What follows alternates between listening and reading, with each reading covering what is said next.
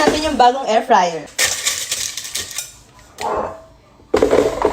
So, meron tayong hash brown dito. Kung mahilig kayo sa hash brown, bilhin na lang kayo sa supermarket. Nabili ko to sa SM Molino. Itong brand na to, Carnation.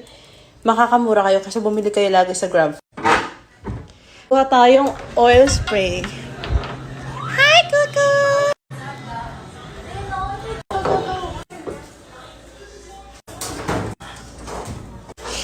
Gotcha! Canola oil. Yes, everyone! Huwag niyo ako sundan, please.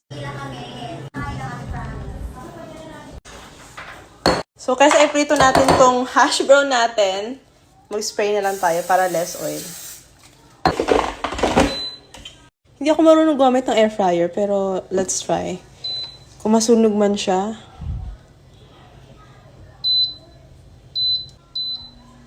Okay na ba yun? Uma-under na ba siya? Or white? Ang galing nitong air fryer na to kasi nakikita mo yung niluluto mo kasi glass siya. Anyway, kailangan ulit natin ng betlog ni Mika.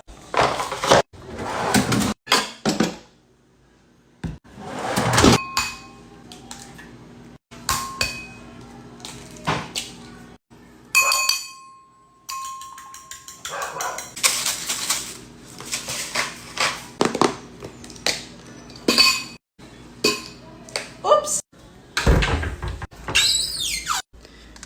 Gamitin natin tong chicken.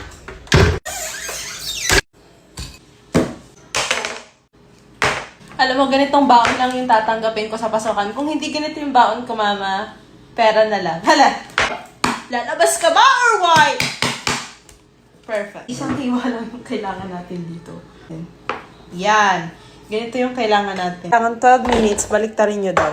So, babaliktarin natin yung hash brown. Nakakapanibago pala magluto sa air fryer, no? Pag first time mo. Parang feeling mo, hindi naluluto yung niluluto mo. Like, you know what I'm saying? After 665 years, luto na yung hash brown! Ang saya pala magluto sa air fryer. Okay, hash brown is done. Maglalagay tayo ng oil, Marie. Konti lang. Tignan natin yung luncheon meat. Pwede rin kayong gumamit ng bacon, ng hotdog, you know, kung anong gusto nyong ilagay na protein. Nakita mo to? Ganyang luncheon meat or maling yung gusto ko. Now, yung egg. Ating hash brown.